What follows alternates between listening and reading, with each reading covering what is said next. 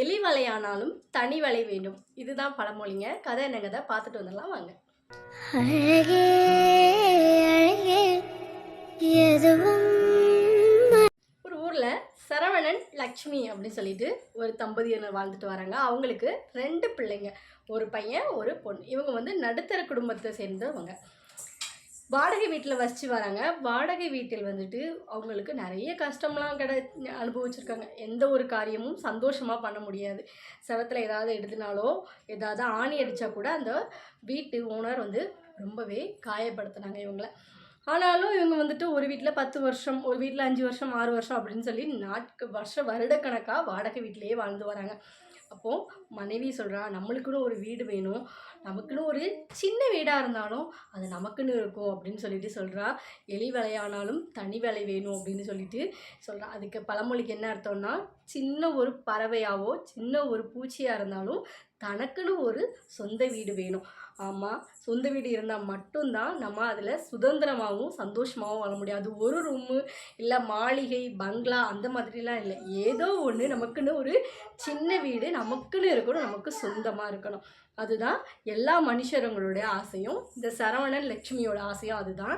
இப்படி பேசிகிட்டு இருக்கும்போது சரவணனோட பையன் சொல்கிறான், அப்பா நம்மளுக்குன்னு வீடு கட்டுனா எனக்கு ஒரு ரூம் தருவீங்களா அப்படின்னு சொல்லிட்டு அந்த சின்ன குழந்தை கேட்க. அப்போ சரவணனுக்கு மனசு ரொம்ப கஷ்டமாக இருக்குது. 2 பேரும் அன்றைக்கி ஒரு முடிவெடுக்கிறாங்க. நம்மளுடைய செலவு போக மிச்ச காசை நம்ம சேர்த்து வைக்கணும். இன்னும் அதிகமாக கிடைக்கிற நேரத்தில் என்ன வேலைனாலும் நம்ம பார்த்து ஒரு இடமும் வாங்குறதுக்கு நம்ம காசு சேர்க்கணும் அப்படின்னு சொல்லிட்டு 2 பேரும் அதிகமான முயற்சியை போடுறாங்க. லட்சுமி அம்மா சாயங்கால நேரத்தில் வீட்டு வேலைகளுக்கு போகிறாங்க. மீதி இருக்கிற இடத்துல ஏதாவது பலகாரம் செஞ்சு பாக்கெட் போட்டு விற்கிறாங்க. இவரும் மீதி சாயங்காலம் கம்பெனி போயிட்டு வந்த கிடைக்கிற மீதி டைமில் வேலை பார்க்குறாரு. கிடைக்கிற வேலைகள்லாம் பார்க்குறாரு. வேலையை பார்த்து சிறுக கொஞ்சம் காசு சேர்த்து வைக்கிறாங்க. இப்படி ஒரு 2-3 வருடங்கள் ஆகிட்டு 2-3 வருடத்தில் கொஞ்சம் காசு சேர்த்துட்டு கொஞ்சமாக இடம் வாங்குறாங்க.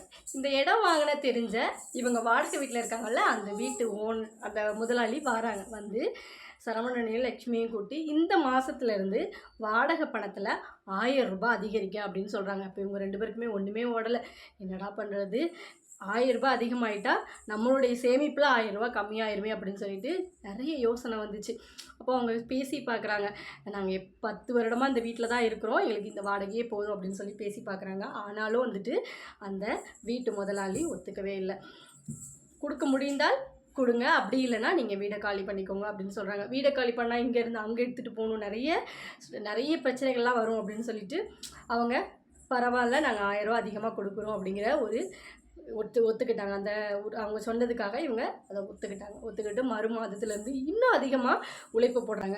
ஏன்னா இந்த மாதத்துலேருந்து 1000 ரூபாய் அதிகமாக வாடகையும் கொடுக்கணும், அதுக்கப்புறம் சிறு சேமிப்பும் வேணும், வீடு கட்டணும் அப்படிங்கிறதுக்காக சிறு சேமிப்பும் வேணும் அப்படின்றதுனால 2 பேரும் இன்னும் அதிகமாக உழைப்பை போட்டு கொஞ்ச நாள்லேயே ஒரு வீடு, ஒரு சின்ன ரூமும், ஒரு சின்ன சமையலறை, ஒரு சின்ன கழிவறை வைத்து ஒரு அழகான ஒரு சின்ன வீடு கட்டுறாங்க. வீடு கட்டி சந்தோஷமாக அந்த வீட்டுக்கு கொடுத்தன போகிறாங்க. அப்போ அந்த தம்பி கேட்குறான், அப்பா எனக்குன்னு ஒரு ரூம் கட்ட சொன்னேனே நீங்கள் கட்டலையாப்பா அப்படின்னு கேட்குறான். அப்போ அவர் தன்னுடைய பையனை நெஞ்சோரை அணைச்சிக்கிட்டு, சின்ன வீடோ பெரிய வீடோ இல்லை, நம்ம இவ்வளவு நாள் இத்தனை வருடங்கள் இருந்தது வாடகை வீடு, இப்போ நம்ம இருக்குது சொந்த வீடு, சீக்கிரமாக உன்னுடைய ஆசையை அப்பா நிறைவேற்றுறேன் அப்படின்னு சொல்லிட்டு தன்னோட பையனை அணைச்சிக்கிட்டாங்க. குடும்பத்தில் அப்படி ஒரு அழகான சந்தோஷம். அன்றைக்கி நைட்டு அவங்க வீட்டில் எல்லாருமே ரொம்ப ரொம்ப நிம்மதியாக உறங்கினாங்க. ஆமாங்க, எலி வேலையானாலும் தனி வேலை வேண்டும். நம்ம எப்படிப்பட்டவங்களாக இருந்தாலும் சரி, எப்படிப்பட்ட ஒரு கஷ்டத்தில் இருந்தாலும் சரி, தனக்குன்னு ஒரு குடும்பம், நம்ம குடும்பத்துக்கு நம்மளுடைய பிள்ளைங்களுக்கு அப்படின்னு சொல்லிட்டு ஒரு